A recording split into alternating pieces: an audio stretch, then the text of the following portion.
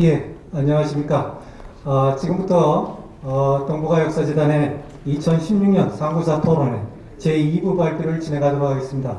저는 제2부 사회를 맡은 재단의 고중세 연구실의 김은국 연구위원입니다. 안녕하십니까. 예, 1부에서는 주로 이번 토론회의 주제는 한국 상고사의 쟁점, 왕감성과 한문현이 되겠습니다. 이 주제에 입각하다 보니까 일부의 발표 주제는 주로 왕감성의 위치 등에 우리가 초점을 두었다면 2부의 주제는 한문현 문제에 초점을 맞출 수 있겠습니다. 그래서 제2부의 첫 발표는 낙랑 문제를 일제강점기에 출토된 그 복리의 낙랑, 예관을 중심으로 살펴보는 것이고요. 두 번째 발표는 낙랑군을 중심으로 한국연의 민원교육을 국내와 중국 사설을 통해서 분석하고 고고학 발굴 성과를 통해서 논의를 전개시킨 것이라 하겠습니다. 제1부와 2부에 걸친 발표를 마치고 종합토론 시간이 있습니다. 그래서 발표를 통해서 보충하실 점과 질문하신 내용들을 종합토론에서 다루도록 하겠습니다. 따라서 발표자께서는 발표를 곧바로 이어가도록 하겠는데요. 1부와 마찬가지로 발표는 30분이며 다음 순서 진행상 발표자의 발표를 곧바로 진행할까 합니다. 또 시간이 임박할 때는 발표자께 5분 전에 신호를 갖다가 드리도록 하겠습니다. 그리고 아울러 1부에서도 공지했습니다만은 이 프로 계시는 여러 선생님들도 질문하실 내용은 저희 재단이 준비한 질문지가 바깥에 안내 데스크에 있습니다. 거기에 작성하셔서 안내 요원에게 제출하시면 종합토론에 반영토록 하겠습니다. 그럼 제2부의 첫 발표로 들어가겠습니다. 영남대학교의 정인성 선생님께서 준비를 해주시겠는데요. 발표 제목은 일제강점기 토성 리토성, 낙랑토성의 발굴과 출토 유물의 재검토, 구조로는 복리와 낙랑 예관을 중심으로입니다. 정인 선생님 준비가 되셨으면 발표를 준비해 드리겠습니다. 네, 발표 시간 30분간입니다. 네, 부탁드립니다.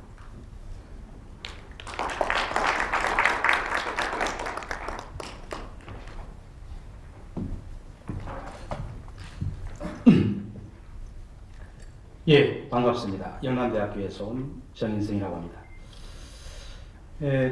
오늘 지금 사회자분께서 소개를 해주신 것처럼 저는 토성, 흔히 일제강점기의 일본인 연구자들이 이 낙랑토성이라고 해서 이 낙랑토성이라는 이름으로 굳어져서 사용되고 있습니다만은 이 토성을 중심으로 이야기를 드리려고 합니다. 왜냐하면 오늘 전반부에 조복정 선생님이나 박순영 선생님 이야기를 들으셔서 아시겠지만 왕엄성 문제라든지 혹은 낙랑군 이 취소라든지 혹은 조선 현치 문제라든지 즉 낙랑군이건 혹은 고조선 문제이건 중요한 한 축을 이루는 게 이 토성입니다.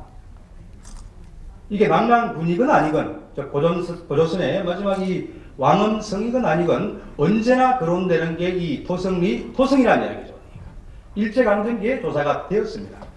그럼 이 상고사, 즉 고대 한국사를 재구성하는데 이렇게 중요한 유적임에도 불구하고 사실은 이 생산적인 논의를 진전시키기 위해서는 당연히 우리가 일제강점기에 조사된 이 토성에서 어떤 유물이 나왔는지, 어떤 연구 성과가 있는지, 어떠한 사람들이 연구를 했는지, 지금은 어떠한 컨디션에 있는지 이런 것들을 좀 더 이렇게 심도 있게 확인하고 재검토하는 작업들을 거쳐야만 좀 더 의미 있는 생산적인 논의의 진전을 볼 수 있을 거라고 생각을 합니다. 그래서 일부 자료에 대해서 제가 지난 상고사 대토론회 때 소개를 드렸습니다만은 오늘은 그때 약속했던 이 복리라든지 이 당시에 발굴 상황에서 출토된 유물의 이 상황이라든지 이 출토되는 정황에 대해서 여러분들에게 소개를 드림으로써 지금 논란이 되고 있는 이 토성이 과연 어떠한 유적인가 라는 것들에 대한 여러분들의 이해를 조금이나마 도울 수 있으면 영광으로 생각하겠습니다. 자, 그럼 발표를 시작하겠습니다. 자, 지금 이야기를 했습니다. 고조선 강연 문제 혹은 왕금성 위치 비정 문제, 이런 오랜 주제에서 정말 토성이 토성 중요합니다. 그죠? 마지막 결론이 어떻게 날지는 차치하고서라도 제가 다시 한번 강조를 하지 않아도 될 정도이죠. 어쨌거나 지금 조국종 교수님께서 마지막 결론을 못 낸 것처럼 이 왕금성 문제는 우리 학계에서 앞으로 연구해서 풀어야 되는 과제입니다.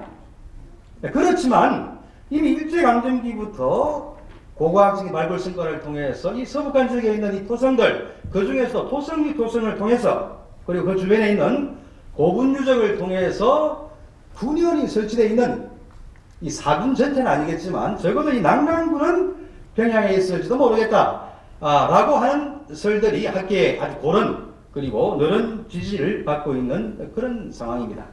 그래서 어쨌거나 이 두 가지 이 연구에서 핵심 논의 대상이자 연구의 출발이라고 할 수 있는 것들이죠. 자, 초창기에 이 낙랑군 평양설이 등장하면서 소위 일본 연구자들은 여러 가지 증거들을 들이댔지만 그 중에 하나가 낙랑예관이라고 쓰여진 이 와당하고, 그 다음에 조선 혹은 낙랑과 관련된 그 속현과 관련된 이 복리들 자료들이 이 또한 낙랑 평양설을 지지하는 중요한 증거 자료들이었습니다. 그런데 이게 해방 이후에, 광복 이후에 소위 북한 학자들에 의해서 반론이 있었고, 물론 그 원점에는 정인보 선생님이 있습니다만 반론이 있었고, 이 타무라 선생이나 타니 선생 같은 일본 연구자들이 이를 재반론하는 그런 상황이 전개되었습니다. 그런데 우리 고대사에서 이렇게 중요한 주제임에도 불구하고 사실은 한국 학자 중에서 이 문제를 전론으로 다룬 사례가 없었단 말이죠. 그런 맥락에서 최근에 이화여대에 계시는 오영찬 선생님께서 국립중앙박물관에 있는 이 낙랑 복리를 검토해서 이걸 일제가 1935년, 37년도에 발굴한 낙랑 토성에서 출토된 유물하고 비교를 통해서 발굴 출토품하고 비교해 보니까 아주 유사하다. 그렇기 때문에 국립중앙박물관에 있는 대다수의 복리도 진품이기 때문에 수준 높은 학술 자료로 이용할 수 있다. 이런 발표를 했어요. 예. 이와 관련해서 그죠. 사실은 이야기하는 것처럼 문제가 되는 것들이, 저는 이 토성리 토성에서 중거 자료로 삼은 이 복리의 발굴 과정과 그 내용들을 꼼꼼하게 따지고 재검토를 한 다음에 그런 입론을 해야 되는데, 제가 논문을 꼼꼼하게 읽어보니까 이런 과정이 생략된 것 같아요. 그건 아마 자료에 대한 접근성의 문제가 있었던 것 같습니다. 저는 그때도 설명했습니다만 다행스럽게 그 내부에서 이 발굴 당시의 유물들, 도쿄대학에서 아직 정리가 더뎠거나 미흡했던 이런 자료들을 새로 제가 찾아서 정리를 한 적이 있습니다. 이런 자료들을 여러분들에게 공개하면서 낙랑토성이 어떠한 유적인지, 그리고 여기서 출토된 복리가 정말 신뢰할 수 있는지, 이런 문제에 대해서 접근하도록 하겠습니다. 자, 1번만 제가 읽을게요. 그러니까 제가 이런 이야기들을 하는 이유는 지난번 학술대회에서 이런 합의가 있었습니다. 일단 일제강점기 자료들을 사실은 흥분만 하지 말고 꼼꼼하게 재검토를 하자. 이러한 것들이 소위 식민사 간의 극복으로 이어지지, 단순히 그 내용도 모르면서 흥분해서 비난만 한다고 절대 내용은 바뀌지 않습니다. 제가 하는 작업들이 그런 작업이라고 이해를 해주시면 감사하겠습니다. 자, 그러면 이런 토성이 어떠한 맥락에서 조사가 되었는지, 혹은 토성이 발굴되는 과정에서 어떤 맥락에서 어떤 시점에서 전후 과정에서 복리가 출현했는지 출토되었는지, 이런 것들을 살펴볼 필요가 있는 것이죠. 사회 외적인 검토하고 같은 맥락이라고 보시면 됩니다. 처음 토성이 발견된 것은요 1913년입니다. 이미 1909년도에 평양 지역에서 전실묘가 발굴되어서 일본 고대사학계에서는 논쟁이 벌어졌습니다. 이거 고구려 유적이다 라고 먼저 이야기를 했죠. 담당자 야스이 세이치하고 오늘 이종찬 위원장님께서 소개해 주신 그 야스입니다. 그리고 세키노 토다시가 그런 발표를 했습니다. 여기에 대해서 일본 학자들이 처음부터 이렇게 한 입으로 그죠 같은 소리를 했다고 이야기를 제가 그때도 안 했습니다.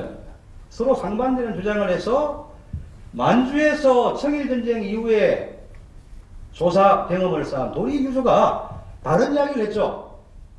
고구려 유적을 가보니까 말이지 주로 돌로 만들던데 평양에서 지금 세키노 박사가 발굴한 것들은 벽돌무덤 아니냐?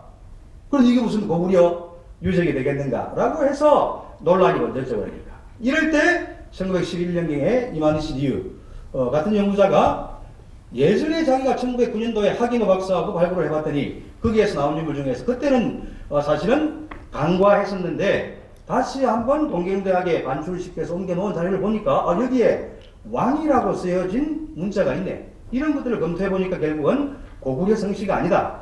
라고 해서 이제 서서히 낭랑군 평양설, 즉 평양에 있는 이 백돌무덤들이 낭랑하고 관계가 있는 게 아닐까 이런 이야기가 전개가 되었죠. 여기에 대해서 세키노 타다시 야치 세이치 맹반발을 합니다. 무슨 소리야 그러니까. 제대로 고고학적인 연구 방법론을 배우지 않은 도리가 인류학을 전공하는 자가 어떻게 이런 대학자의 이야기를 반박할 수 있는가라고 해서 난리가 났었죠. 어쨌거나 이런 논란들을 거쳐가지고 장무이묘가 나오고 등등 관련 자료들이 나오면서 1913년에는 이미 일본 학계에서 낭랑군 평양설이 굳어져 가던 그 시점에서 토성이 발견됩니다. 원래 발굴하고 싶었던 것들은 1913년도에 한왕묘였습니다. 이게 고구려 고분인데 엄청나게 큰 고분입니다. 그런데 이 한자가 중국 한의 한자입니다. 그 동네 사람들이 그렇게 부르니까 아마 세키노의 목심은 낭랑군 평양설이 전개되고 있는 상황에서 쐐기를 박을 수 있는 중요한 유적들을 한번 조사를 해보겠다라는 맥락에서 조사를 했어요. 그런데 발굴 실패했습니다. 도구라듯이 발굴을 쫙 했던 바람에 발굴 트렌치가 무너지면서 인부가 매몰됩니다. 그래서 발굴이 안 돼요. 인부들이 다 도망갑니다. 그래서 남는 시간을 쪼개서 배를 타고 대동강을 건너서 와서 찾았던 게 토성이었다는 거죠. 이 당시까지만 해도 같이 갔던 친구 이마니시 류는요 반대했습니다. 야 그게 무슨 군행 시설이 있겠나. 나는 반대한다. 오늘 이야기 나온 사서에서 전부 다 사실은 한수군의 기동 이런 것들 보면 북쪽에 있지 남쪽에 무슨 그런 시설이 있겠나 라고 부정했죠. 그런데 가봤더니 기와가 있는 것입니다. 이 기와를 이미 중국에서 이 교토대학에 갖다 놓은 기와로 이만희씨는 비교할 수가 있었던 거예요. 뭐야 이거. 친구 야스이를 따라갔더니 기와가 있는데 이 기와가 한대 병영기 중국에서 보이는 기와네. 그래서 이만희씨도 이렇게 믿었답니다. 그때부터 믿기 시작했다는 거예요. 처음부터 이렇게 전략을 짜서 뭔가 낭랑군을 다 알고 왔던 게 아니에요. 그러니까. 일본 연구자들이니까. 그렇습니다. 자, 그런 맥락에서 동리가 출연합니다. 그래서 동리는 토성이 발견된 훨씬 뒤에 출연해요. 그러니까. 19년도에 처음 출연합니다. 이 동리를 가지고 온 사람이 야마다 자이지로입니다. 제가 정리를 했습니다만 이 사람은 수집가예요. 직달 관련 업무들을 하면서 이 평양에서 물건들을 엄청 모은 사람입니다. 나중에 이 모은 유물들을 세키노가 주선을 해서 박물관에 유상으로 기증하기도 하고 돈을 받고 혹은 그 이전에 일본에 있는 제국대학에 무상으로 기증하기도 합니다. 이 대학 유명 인사가 되었죠.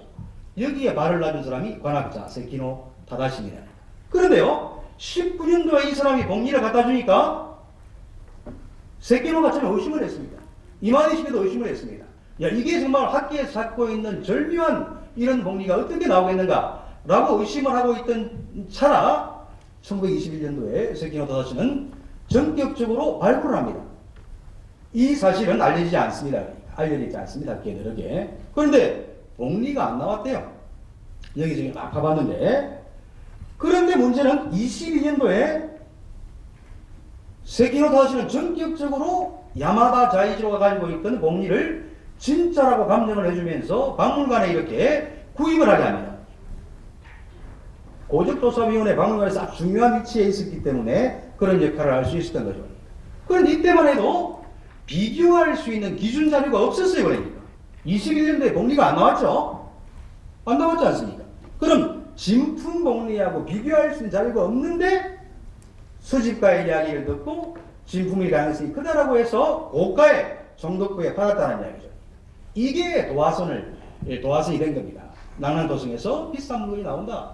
글자가 나오는 유물이 있으면 비싸게 팔린다 라고 해서 소위 호고가 내지는 수집가들이 눈독을 들이고 낭굴이 좀 무자비한 이렇게 도굴들이 전개되는 것이 토성이었습니다. 그런 과정에 지금 우리가 지금 논의하는 것처럼 이 당시에 이미 일본 학계에서 낙랑군이 어디에 있으나 왕금성이 어디인가 무쇠가 설치할 당시에 소위 낙랑군치가 토성인가 이런 논란들이 첨예하게 전개됩니다. 그러니까. 이걸 확인하고 또 하나 나머지 그죠 이런 유물들의 이런 진위 이런 것들을 확실하게 하겠다는 그리고 도굴이 발생했기 때문에 그죠 사전에 도굴이 더 진행되기 전에 토성을 정리하기 위해서 확인 조사가 1935년 그리고 37년도에 이루어집니다. 이게 최초로 발굴된 스감동 고분군입니다. 이런 소위 한식 고분을 파두고 처음에 일본 사람들은 고구려 고분이라고 했죠. 장무의 무덤 저 같은 사람들이 난나무 배양수를 지지한다 그러지만 사실은 이거는 사료가 고고학적인 자료가 말해주는 대로 이렇게 그 결론을 따라갈 뿐입니다. 저는 한때 장무의 무덤 일본 학자가 100년 동안 소위 대반군과 관련된 무덤이라고 그랬습니다. 논정을 해서 고구려 무덤이라고 밝혀냈죠. 그러니까 이런 작업들을 하고 있는 것들입니다. 결론을 열어두고 사료를 해석하고 있다는 것들 여러분들이 오해를 하지 않으셨으면 감사하겠습니다. 자, 조복종 교수님께서도 보여주셨습니다만은 저 분홍색 칠을 한 데가 토성입니다. 그 주위에 점들이 많이 있죠. 이 분포 조사를 한 게 세키노 타다시의 이복 동생 노모리 겐입니다. 광복 이후에 북한에서 보충 조사를 해보니까 주위의 고분이 3,000기 넘게 북한에서 발굴을 했다고 합니다. 그러니까 토성 주위에 엄청나게 많은 고분이 있는 겁니다. 그러니까 이런 정도 고분은요 요서 요동을 포함한 지역에 없습니다. 그러니까 가운데 토성을 끼고 3,000기 4,000기 이상의 고분이 분포가 있는 데가 없어요. 그러니까 최근에 요동 지역에서 발굴된 강도나무죠 이 정도 규모가 아닙니다. 그러니까. 거기에 대해서는 토론 시간에 또 이야기가 되었으면 합니다. 자, 그 내부에 보십시오. 키워보면 이렇게 고분 주위에 토성 주위에 고분들이 많습니다. 회색칠이 벽돌무덤입니다. 자, 북한에서 발굴했을 당시에 지형도이죠. 해방 이후에 북한에서 이제 검증을 해보려고 저 작은 공간을 재검증 발굴을 했다는 거죠. 저런 작업들을 우리가 했으면 얼마나 좋았겠습니까? 자, 여기서 낙랑토성을 발굴한 주요 인물만 소개하였습니다. 세키노 타다시, 옥리를 박물관에 그죠? 진짜라고 감정해서 박물관에 이제 구입하게 했던 인물입니다. 왼쪽에 있는 도리유자하고 치열하게 대립합니다. 도리유자가 도쿄대학에 사표를 던져요. 그러니까. 직을 걸고 대립합니다. 그러니까. 연구자 간에 이런 알력이 있다는 것들은 아셔야 되고, 낙랑토성을 처음 발견한 사람입니다. 졸업 동기인데 토성을 조사할 때 같이 갔던 사람입니다. 그리고 35년도에 낙랑토성을 발굴한 주역입니다. 고마이 가츠시가 와세다 대학 출신이에요. 그러니까. 그의 야장이 지금 와세다 대학에 있는 이유이기도 합니다. 그러니까. 그러면서 발굴 총책임자는 연구실의 하라다 요시다죠. 이런 인물들이 발굴을 합니다. 물론 이런 사람들의 인적 구성은 조선사를 그죠? 일본사의 맥락에서 정리하고자 했던 브로이타 가스미의 복심이 계속 이렇게 작용을 하죠.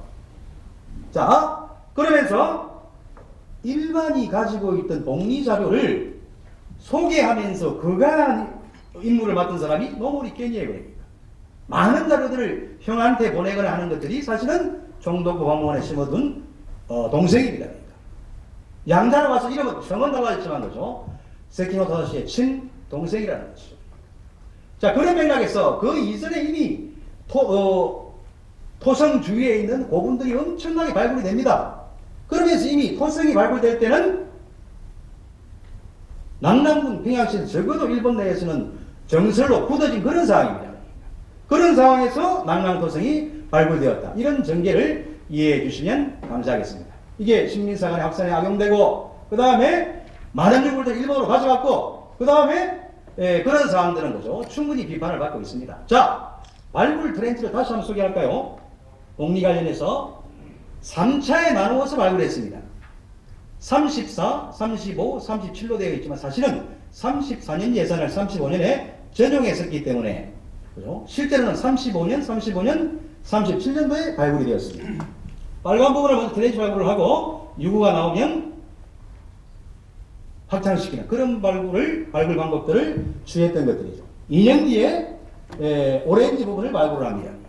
그런데 1차 발굴에서 일부 복리가 나오고 집중적으로 복리가 나온 건 2차 발굴입니다.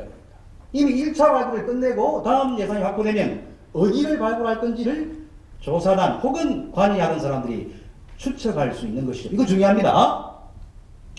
자, 이런 발굴을 잘 봐주시고, 자, 그 다음에 관련해서 성 내부에 어떤 시설이 있는가? 그때도 이야기했죠. 이렇게 보도를 깔고 배수 시설을 하고 이런 시설들이 나왔습니다. 이건 고고학적인 팩트입니다. 아무리 사진을 들여다봐도 이걸 위조한 흔적은 없다는 것이죠. 그러니까. 여러분 발견할 수 있겠습니까? 저 돌은 일제가 묻은 것 같다라는 부분을 발견할 수 있을 것 같습니까? 그런 부분이 적어도 제 눈에는 보이지 않습니다. 경작표 돌을 제거하고 아래에서 정연하게 나온 벽돌들 그리고 배수시설 암거들입니다. 그때 이야기했죠? 변소들. 그 다음에 인부들 혹은 젊은 연구원들이 발굴을 했다는 것이죠. 넓은 범위에 흩어졌어야 하니까. 자, 그런 유물들이 동경대학에 이렇게 보관되어 있고 일부 대형 유물들은 출토되는 당시의 정황들을 제가 다 이렇게 체크를 했습니다. 그 출토 사실은 의심가는 것이 잘 없단 말이죠. 그럼 전부 그러한가? 그럼 따져야 되겠죠. 이런 유물들이 도성에서 나왔습니다. 그 다음에 당시에 사실은 고가로 거래되지 않던 이런 유물들. 그런 사실은 신빙성이 높은 것들이죠. 어쨌거나 지금 도성은 2006년도에 확인을 해보니 이만큼만 나와 있습니다. 성벽들이. 저 빨갛게 표시된 저 부분이죠. 그러니까. 결국은 다시 말하지만 동표대학으로 반출되어 있는 이 유물들을 샅샅이 재정리를 하는 이 숙제가 남아있는 것입니다. 이게 고조성, 왕금성으로 가는 길이고 낙랑군치 문제를 해결하는 방법입니다. 아직 5분의 1 정도의 자료가 소개되었고 나머지가 아직 미공개 상태입니다. 그러니까. 이런 작업들을 사실은 지속적으로 체계적으로 이렇게 해야 될 때라고 생각을 한다는 것입니다. 자, 복리에 집중을 해볼까요? 아까 부분적으로 소개를 했습니다. 18년도에 세키노 토다시가 유럽 유학을 갑니다. 돌아오는 길에 중국을 거쳐서 오면서 복리를 사온단 말이죠. 세키노가 중국 유물을 사온 이유는 일지를 보니까 평양에서 발견된 낙랑 유물과 비교하기 위해서입니다. 그러니까. 그런데 참 이상하죠? 아직 평양에서 복리가 출토된 적이 없는데 복리를 13관나 사왔다는 거죠. 출토를 예견한 것일까요? 아니면 일부 수집가 가지고 있던 복리들을 알고 있었던 걸까요? 이 부분 사실은 앞으로 연구를 해야 됩니다. 그러다가 바로 1년 뒤에 세키노가 관학자가 사오니까 야마다 자이지로가 복리를 소개하는 겁니다. 아, 이런 게 나왔습니다. 조선 우위입니다. 난리가 났죠. 지금 돈 수천만 원의 거래가 되었다는 거죠.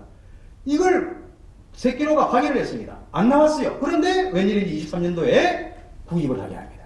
이 과정이 이해를 할 수가 있습니다. 35년도에 복리가 나와서 발굴품 비교를 했더니 진짜다 라고 했으면 이해가 되는데 그 전에 그런 정황들이 없다는 것들이죠. 그리고 또 하나 35년을 전후해서 일반과 조선인과 혹은 일본 수집가들이 엄청난 복리를 가지고 있었고 이 복리가 지금 국립중앙박물관에 보관되어 있습니다. 이런 복리가 35년도에 발굴해서 비슷한 게 나왔기 때문에 진짜다. 그래서 도성에서는 200점에 가까운 진품 복리가 나왔다. 이런 결론이었던 거죠. 최근의 논문이. 저는 다른 유물과 달리 거죠. 이 복리는 이런 영표를 그려보면 수상한 부분이 있다는 겁니다. 수상한 부분이. 이런 수상함을 밝히기 위해서 저는 다시 치밀한 검증 작업을 거쳤습니다. 자, 보세요. 이 토성 내에서 일단 어떤 종류의 복리가 나왔는지를 살피기 시작했습니다. 사서에 나오는 거죠. 문헌대로 이렇게 거의 대부분의 복리들이 나와요. 한 점씩은. 기가 막히죠. 어디서 나왔는지 살폈습니다. 그랬더니만 1차에서 2차로 발굴구역을 넓힌 그런 공간에서 복리들이 많이 나왔습니다. 자, 여기까지 이야기를 해두고 자, 그러면 이런 발굴 보고가 사실은 타당한지, 발굴 과정을 통해서 검증할 수 있는지, 이런 것들을 치밀하게 보정을 해야 됩니다. 그래서 도쿄대학에 있는 봉리를 관찰을 했죠. 관찰을 했습니다. 실제로 이런 봉리가 있어요. 대부분 불에 구워진 것입니다. 이거 뭐 정인보 씨부터 해서, 정인보 서영 때부터 해서 끊임없이 비판을 받는 것들이죠. 봉리라는 게 구워지는 것이냐? 여기에 대해서 뭐 중국에도 구워진 것들이 이런 이야기는 제가 하지 않도록 하겠습니다. 어쨌거나 또 하나, 발굴 당시에 작성되었던 원본 청량도면을 구해봤습니다. 도쿄대학에 있어요. 조면 때문에 안 보입니다만 이보세요. 여기에 바늘 자국이 여러 개 있습니다. 바늘 자국이 청량도면에 많다라는 것들은 청량을 하면서 발굴이 시작되면서, 그죠? 기준점을 세워가지고 평판을 계속 발굴 당일날 세워두고 유물들이 나오면 거기에 바로 평판 위에 기록을 했다는 그런 증거입니다. 평판 청량 3명이나 2명이 한조로 해야 됩니다. 즉 어떤 특정 개인이 말이죠, 발굴 상황에 이런 것들을 슬쩍 이렇게 조작하거나 위조할 수 있는 그런 가능성은 적습니다. 왼쪽에 있는 도면, 이건 전혀 공개되지 않은 것들인데 이미 발굴이 될 때 저렇게 도굴이 심했습니다. 저런 라인들을 표시했죠. 이런 라인들이 전부 도굴 구덩이들입니다. 도굴이 심하게 됐고 사람들이 손을 댔던 그런 공간이라는 것들이죠. 이런 것들이 오늘날처럼, 거죠, 표토를 정확하게 벗겨내고 이런 부분이 도굴된 공간이다 아니다 이런 것들을 정확하게 가려낸 그런 발굴이 아닌 것은 사실입니다. 자, 그 다음 확대를 해보니까 여기에 봉리가 출토된 지점들이 적혀 있습니다.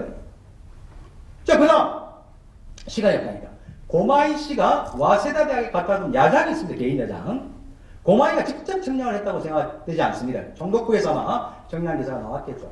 이 사람의 야장에 쓰인 필체하고 비교를 해보아서 그렇습니다만 역할분담이 있습니다.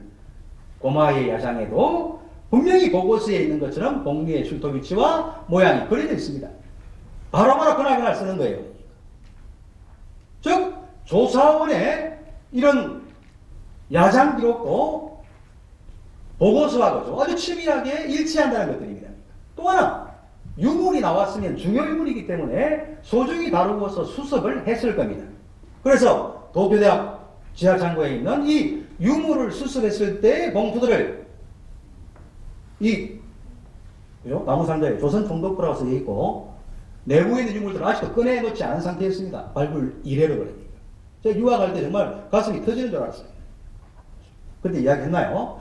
자, 어쨌거나 봉투를 보면은 보고서에 나와 있는 거죠. 봉리가 어디서 나왔는지 다 기록이 되어 있습니다. 이렇게 D2 서리구역에서 봉리가 나왔다.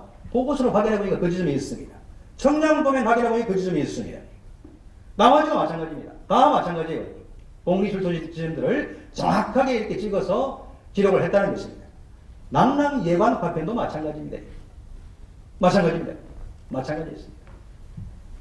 즉 발굴 과정에서 유물이 수습되고 기록되는 과정과 조사 보고서를 이렇게 치밀하게 대조한 결과 여기에 의문은 없었습니다. 다만 그렇다고 해서 한국 상고사를 재구성할 수 있는 유물들을 진짜다라고 결론을 내려버려서 되겠는가라는 것입니다. 저도 한때는 그런 생각들을 했습니다. 그런데 다시 세키노라는 사람의 자료들을 쭉 검토를 하니까 이 사진 봉투를 보세요. 야마다 자이지로 자료가 들어있는 겁니다. 세키노가 보관한 겁니다. 여기에 뭐가 있는가 보세요. 낭랑예관. 수집가 야마다 자이지로가 가지고 있던 것들이 소위 낭랑군 시대와 처음 이렇게 낭랑군과 관련된 위치 비전 문제를 포함해서 많은 부분들을 정리했던 세키노가 구사했던 자료의 원천이 어디 있는가를, 그죠, 보여주는 중요한 자료입니다.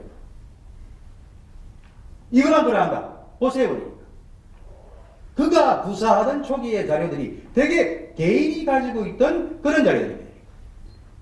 다이쇼 15년 26년이네요. 토성에서 집중적으로 봉리가 나오기 이전에 이미 수집가들과 거래하면서 그들로부터 자료 제공을 받았다는 겁니다. 봉리의 형태가 다 그려져 있잖아요, 이미.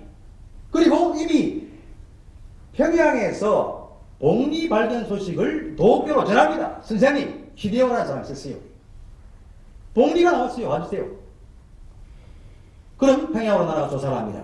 답변을 치고. 왼쪽엔 보면 보고서 안 실렸지요. 어떤 잡지에도 그러니까. 이런 것들입니다. 그러면서 이미 20년도에 복리를 사용하는 방법들을 이미 중국 유학이나 이런 것들을 통해서 유물 관찰을 통해서 정확하게 알고 있습니다. 그래서 용은 복리의 뒤쪽에 높은 흔적이 있다고 진품이다. 이런 결론을 내려서는 곤란하다는 것이죠. 그러니까. 이미 발굴 전 1928년 무렵에 이런 원도를 그려둔 것들을 확인을 했습니다. 그 다음에 토성에서 나온 것도 나중에 조사를 하죠. 이렇게 해서 토성이 정리가 되고 그의 후배 후지다 료사크가 낭랑 공룡을 쓰는 것들이죠. 자, 그러면 제 결론은 이런 것들입니다. 토성에서 나온 그 유구와 대다수의 유물들은 발굴 과정을 통해서 동정이 다 되지만 복리는 발굴 과정에서 문제는 발견할 수 없었습니다. 그렇지만은 최근에 일본에서 발생한 구석기 날조 사건이라든지 그 다음에 우리 충무공 화포를 그죠? 진짜 화포에 이름을 써가지고 바다에 빠뜨렸다가 전문가 보고 이렇게 건지게 유도하는 이런 일들을 하면 사실은 전문가 변별하기 힘듭니다. 그러니까. 제 이야기는 열린 시각으로 바라보니까 적어도 우리 상고사를 재구성하는데 이렇게 큰 문제인 복리를 토성에서 35년도에 나왔다는 것만으로 진짜다라고 말하는 것들은 곤란하다는 겁니다. 그렇다고 해서 그러면 복리 일부 위조가 있다는 것들은 사실이네? 라는 것들을 그럼 낭랑군 태양설이 성립할 수 없네? 이런 것들이 아닙니다. 무수하게 많지만 자 마지막으로 지난주에 제가 일본에 있습니다. 일본에 마지막 3분만 주십시오. 일본에 있는 거죠. 이 미쿠모 유적이 원래 이 낭랑과 관련된 유물이 많이 나오기로 유명한 곳입니다. 지금 발굴이 되고 있는 곳입니다. 제가 봤더니만 언론이 엄청 모여들었어요. 그래서 봤더니 왜 이렇게 난리인가 했더니만 이날 여기서 뭐가 나왔냐면 벼루가 나왔습니다. 이 벼루가 중국 한나라에서 들어왔고 이 벼루를 가지고 온 사람은 낭랑 혹은 대왕군의 사신이다. 이렇게 일본 사람들은 생각하는 겁니다. 이 벼루가 나왔으면 사실은 어디서 왔는지를 동정할 수 없죠. 그런데 거기에 같이 나온 유물이 이런 것들입니다. 야, 그 유물이 어디서 만들어졌는지 알 수 있냐? 고고학자들은 알 수 있습니다. 평양에서 만들어진 거예요. 이거만 들은 게 아니고 지금 제가 출토되는 장면들을 눈앞에서 발견한 이 토기가 평양에서 만들어져서 일본으로 왔다는 이야기죠. 복귀대생의 정리도 있습니다만 외와 군현과의 교통관계 끊임없이 나옵니다. 사망과 군현과의 관계 끊임없이 사슬에 등장합니다. 이런 중국 유물들 당연히 군현을 매개해서 온 유물이 많겠죠. 그러면 유물이 그렇습니까? 그렇지 않습니다. 사람이 왔겠죠. 사람이 왕래합니다. 그러면 물을 안 먹고 옵니까? 당연히 뭔가 물건을 담아오는 컨테이너로서의 토기가 같이 온다는 이야기죠. 이 토기가 지금의 연구 수준으로 요소에 있는 토기인지 만들어진 토기인지 요동에서 만들어진 토기인지 평양에서 만들어진 토기인지 알 수 있다는 겁니다. 마지막 결론, 즉 이미 결론을 정해두고 절대로 접근하지 않습니다. 그러니까 장무의 무덤을 제가 고구려 무덤이라고 비전을 했듯이 복리 같은 경우에도 우리 학계 내에서 저와 다른 주장을 하는 사람들을 이렇게 논쟁을 해서 앞으로 비판을 할 것입니다. 그러니까. 그렇지만 제가 알고 있는 고고학적인 자료를 검토하는 제 학문적인 양심 내에서는 아직도 압도적으로 낭랑군은 평양에 있습니다. 그러나 조국종 선생님께서 말씀하신 것처럼 왕금성이 평양에 있다고 보죠. 결론을 내릴 수는 없습니다. 앞으로의 과제로 삼겠습니다. 감사합니다. 네, 수고하셨습니다. 영남대 문화인류학과의 정인성 교수님, 촉박한 발표 시간 앞하게도 이렇게 정리를 잘 해주셔서 감사드립니다. 그 대신 복귀대 선생님께서 아까 시간에 또 할애를 또 염두에 두셔야 될 것 같습니다. 한마디로 일제강점기하에 우리 한반도의 전역에 대해서 발굴조사한 그 보고서들에 대해서 마치 예리한 탐정의 눈으로 수사관처럼 하나하나 밝혀내셨습니다. 그러면서도 지난번에 이어서 강조하셨던 우리 낭랑군 평양의 상을 갖다가 재확인하면서도 큰 눈으로 봐야 될 것이라고 다시 한번 강조를 했죠. 주제들이 나올 것 같습니다. 그러면 시간을 갖다가 절약하는 차원에서 우리 복귀대 선생님 지금 인하대 융합고고학과에 계십니다. 복귀대 선생님께서 한국연의 문헌기록과 고고학 자료 비교를 낭랑을 중심으로 발표를 해주실 것입니다. 역시 시간은 30분 정도인데요. 말씀드릴 것은 4시 10분까지 마무리해 주시면 조금 더 끝까지 해주시면 장례 정리를 하고 종합 토론을 이어갈 수 있는 시간을 확보할 수 있을 것 같습니다.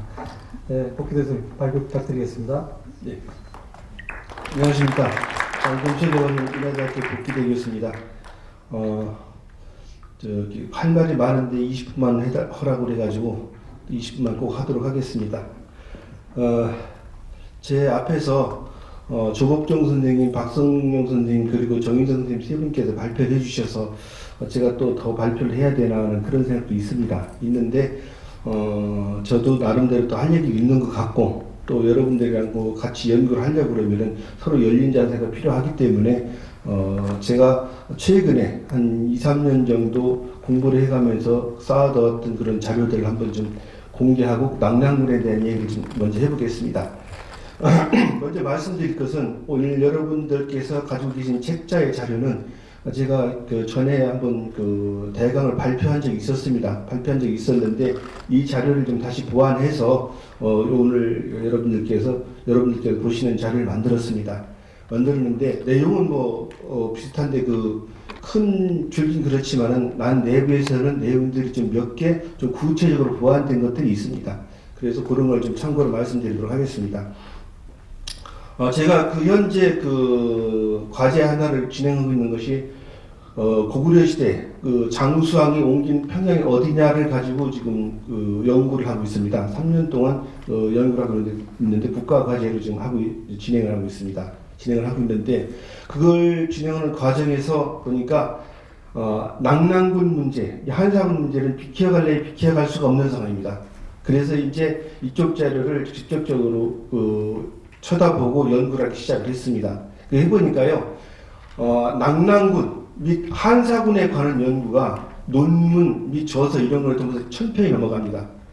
우리나라 역사 연구의 한 시대, 한 지역에 대한 연구가 이렇게 많은 것은 낭랑군이 처음입니다. 또한 그 동아시아 역사에서 볼 때도 그 한 지역에 대한 연구가 이렇게 많은 것은 없습니다.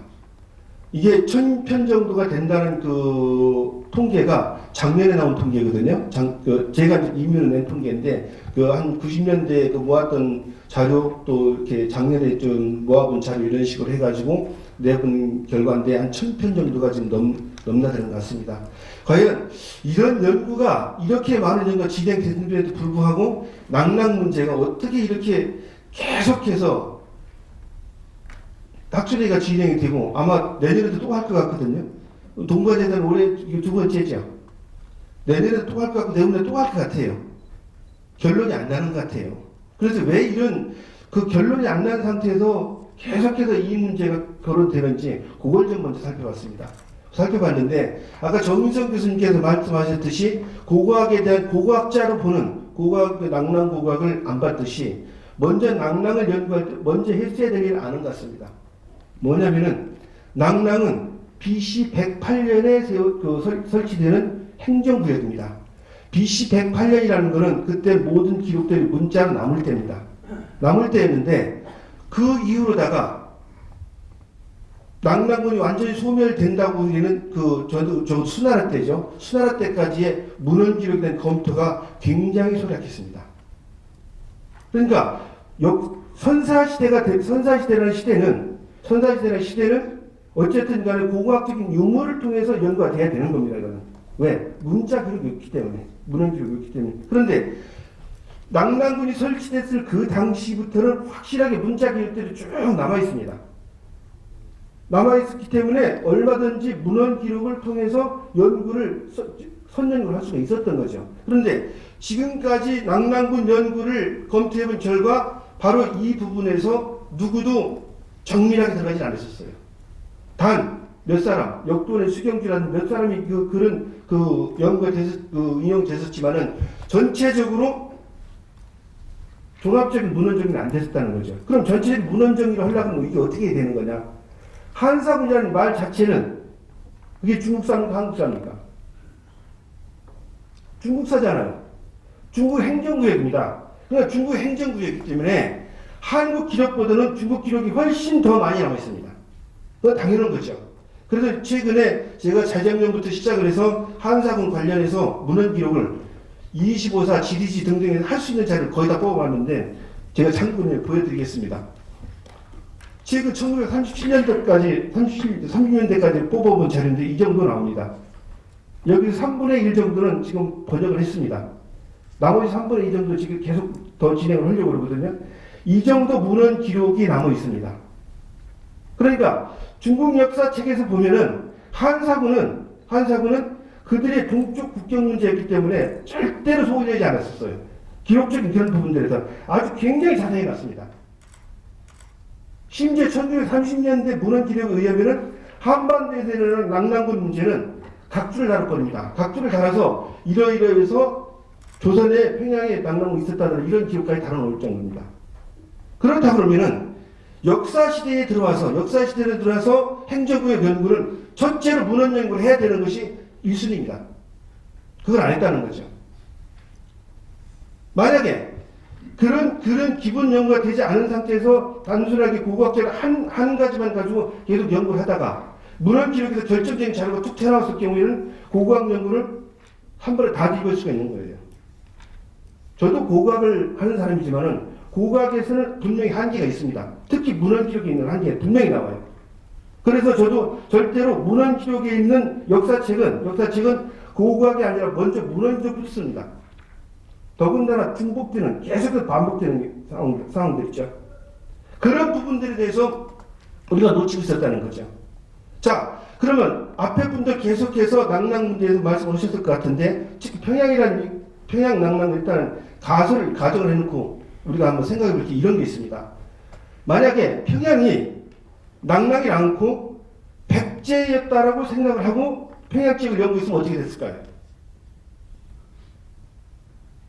백제, 금초강이 거저 올라간 그 백제가 그 평양 황해도 밀당이 백제 땅이었다라고 전제를 하고 우리가 그 지역을 연구했었다라면 어떻게 결과가 나왔을까요? 백제라고 나옵니다. 백제라고 나오는 거죠.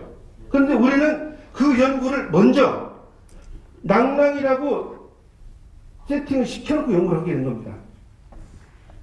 아까 정인성 교수님께서 굉장히 중요한 말씀을 하셨는데요. 지금 우리가 안 돼서 처음부터 뭐가 기초적인 문제가 잘못됐다고 할 것 같으면은 다 그대로 열어놓고 시작을 하면 됩니다. 아까 세키노 다다시가 고구려 얘기를 했었죠. 처음에 무덤 발굴했고 세키노가 이거 고구려 무덤을 굉장히 얘기를 합니다. 얘기를 하는데 다행히 불행히도 세키노는 중국 대련반도 쪽 이쪽 상황을 잘 몰랐습니다. 특히 중국 요선지 상황을 잘 몰랐죠. 도리류조가 1905년, 1904년 그때 지금의 내몽고 적봉시 이쪽을 싹 다 조사합니다. 그렇게 하고 1910년대에 들어와서 대련 지역에 있는 그 중국 사람들 이제 한대묘라고 있죠. 그런 무덤들을 몇 개를 조사했는지 그 의미를 어디 갔는지도 모를 정도로 조사를 하고 들어옵니다.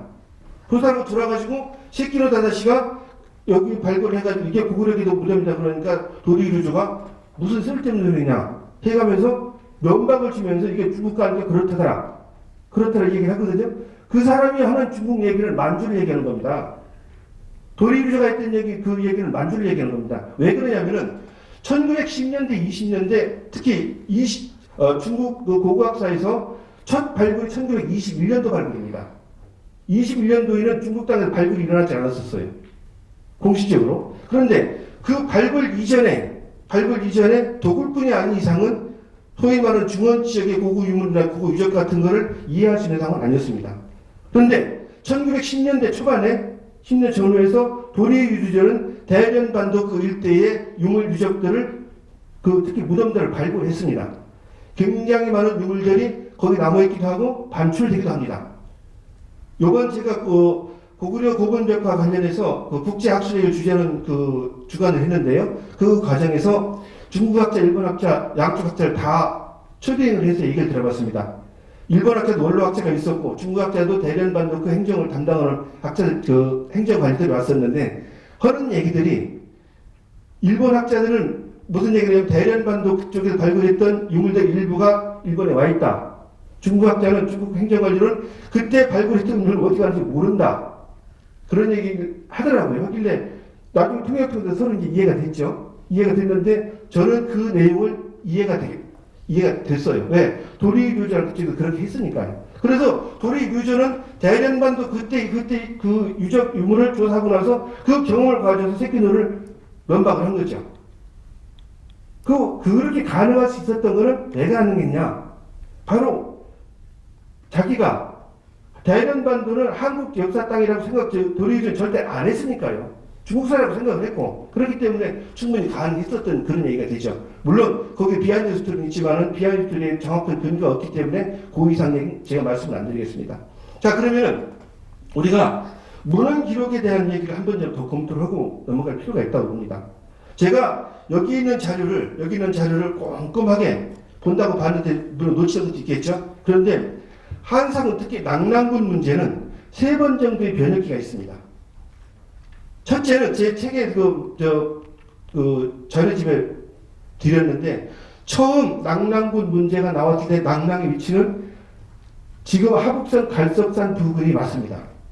그거는 예를 들어서 폐수 얘기를 할 때 우리는 수경 얘기만 하는데 수경 상음이가 졌다고 그러죠. 수경에 나와서 이제 그 낙랑군 어디서 나와가 동쪽 폐수로 들어갔다는 얘기 하는데 실제 그 수경뿐만 아니라 이 허신이라는 사람이 제 설문에 잘 쓰는 허신이도 그 얘기 합니다.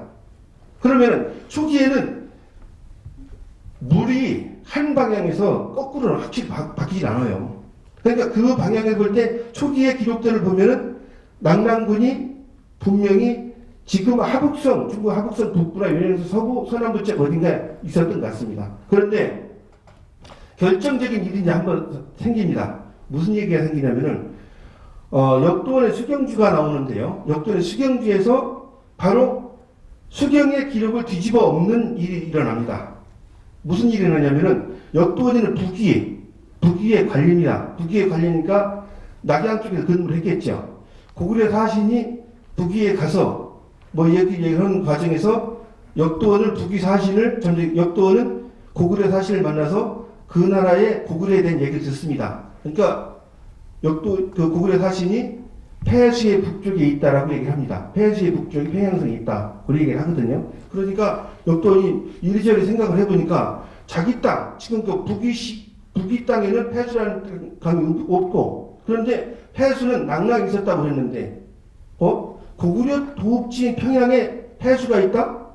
근데 그 폐수가 그러니까 동쪽에서 시작해서 서쪽으로 흘러들어간다. 이렇게 얘기를 하거든요. 그러니까 폐수라는 그 얘기만 생각을 하고 앞뒤 생각 없이 고구려 사신의 말에 의해서 이걸 보니까 이렇게 되더라. 그러다 보니까 폐수에 낙랑이 있고 한상이 있는데 그럼 결국은 고구려 평양 근처에 낙랑이 있어야 되는 거다 해가지고 수경지회를 써놓는 거죠. 그 얘기가 6세기 때 일입니다. 6세기 때 일인데 중국 동북사 지금 우리나라 만주사를 연구할 때 보면 만주사 그 지역 지리 고증이 2번에 걸쳐서 굉장히 큰 변화가 오거든요. 큰 변화가 오는데 제1차적으로 변화가 오는 게 뭐냐면은 안사고가 쓰는 한서 후한서 등등의 그 주석본을 25사 주석본 안사고 주석본이 나오면서 굉장히 달라집니다. 안사고가 한서를 그 주석본을 내면서 뭐라고 그러냐면은 바로 한사군의 위치를 역도원의 그 얘기 그대로 거의 받아 씁니다. 써가지고 주석을 써요. 주석을 쓰다 보니까 결국 그때 이제 고착이 되죠. 고착이 되다 보니까 안사구가 그 한서를 주석을 낼 때는 이미 당나라 중후기로 들어간 그때거든요. 그때는 이미 그 역도원이가 6세기에 이미 해놨던 일을 한 세기가 넘어가서 완전 고착화가 됐던 거죠. 그래서 그 평양, 그러니까 제가 보는 모든 자료를 갖다가 다 검토해본 결과 장수왕에 옮겼다는 평양은 분명히 한반도는 아닌 걸로 거의 저는 확신하고 있습니다. 그러다 보니까 어떻게 되냐면은 요사라든지 원사해까지 낙량건의 위치는 어디로 나오느냐? 지금 요령성 요양시로 나옵니다. 요사, 원사 똑같이 나옵니다. 25사 중 하나죠. 그런데 그것이 어느 날 갑자기 한반도 평양으로 바뀌어집니다. 한반도 평양으로요. 한반도 평양으로 바뀌어지는데 그 한반도 평양으로 완전히 거의 픽스가 되는 것이 보니까 15세기에서 16세기로 넘어가면서 됩니다. 그때 사실 조선을 건국하고 나서 조선 영토 내에다가 조선의 역사적인 그 기념물을 쭉 건축을 하거든요. 근데 역사적인 건축물을 기적을 하는데 만드는데 그 위치가 평양입니다. 평양인데 평양에다 고선도 먹고 다 고구려도 이제 만들어내거든요. 그런데 이제 왕이 세종이 그 얘기를 해서 우리 영토 내에다 이런 거 저거 만들라고 해서 하는데 신하가 뭐라고 그러냐면은 아무래도 고구려가 마지막 도읍했던 평양의 위치를 모르겠습니다. 이런 얘기를 해요. 그 얘기를 합니다. 그 얘기를 하는데, 그러니까 세종이 뭐라고 하냐면은 꼭 도읍지만 찾아서 할 건 아니고 그 땅이 고구려 영토였다면 그 땅 고구려 안에다가 설치를 해라 해서 나중에 거기다 고조선 뭐 단군령 그 동명 다 거기다 그렇게 넣는 겁니다. 그러면서 그때 평양이라는 얘기가 한반도 평양으로 픽스가 돼버려요. 사실 조선 전기까지만 해도 평양이 과연 한사군 지역, 그때 그런 얘기를 하지 않았었죠. 기자에 관련 있느냐, 단군에 관련 있느냐 굉장히 고민을 했었어요. 그러다가 나중에 이제 조선 후기부터는 확실히 픽스가 되는 거거든요. 그 전에는 특히 고려사나 이런 책을 볼 때 만약에 한사군이 한반도에 있었다 그런다 그러면 분명히 평양 어디에 있었다. 특히 서경 관련 기록이나 개경 관련 기록이 있었을 건 충분히 알 수 있는 그런 상황이었습니다.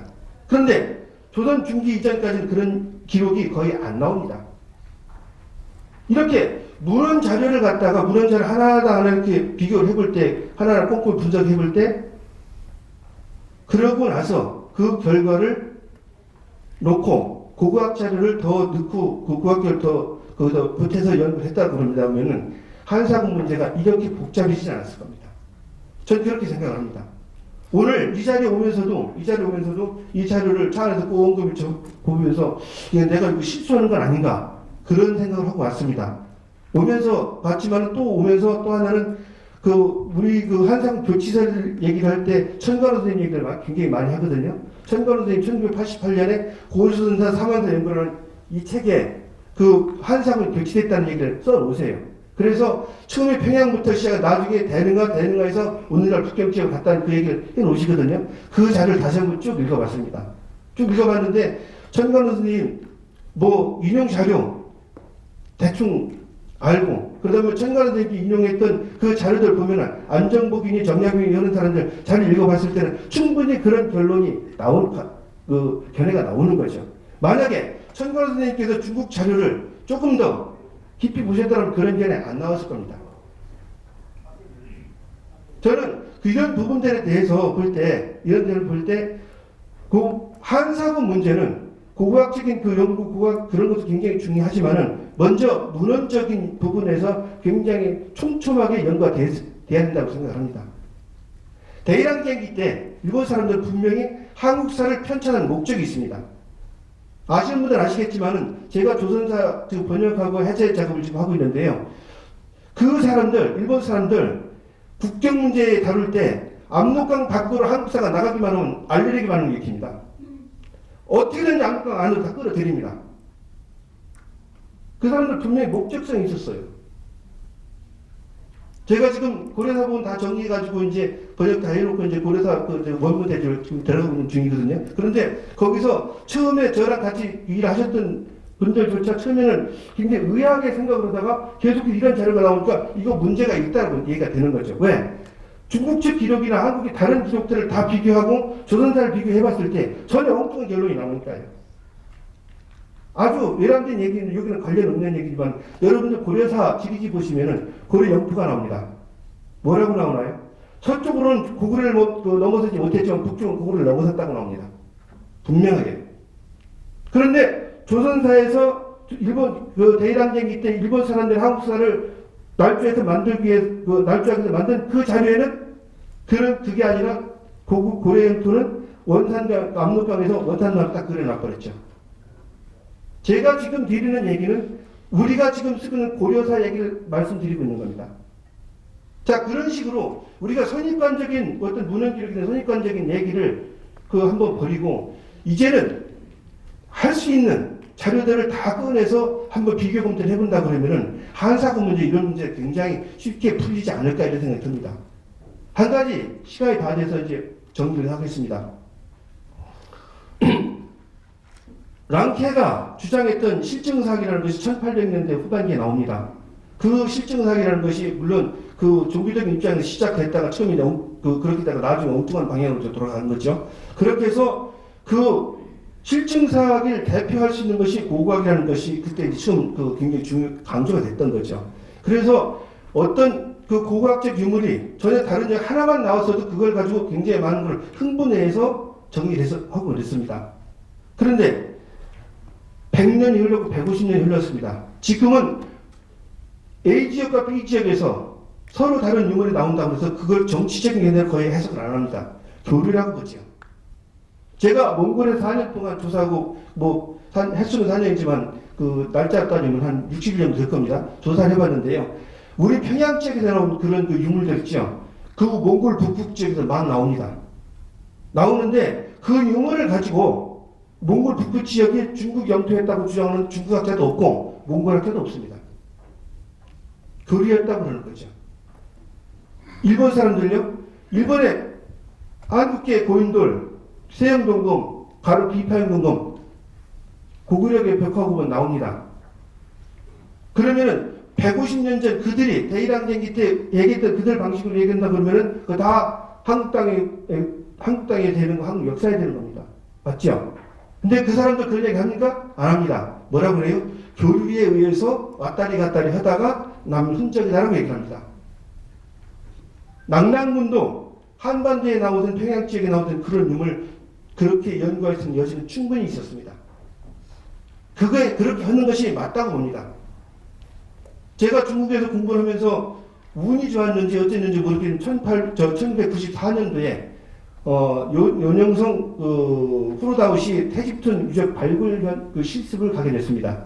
가게 됐는데 제가 가기 전날 태집툰 상에서 임둔근 태수장 봉리가 나왔습니다.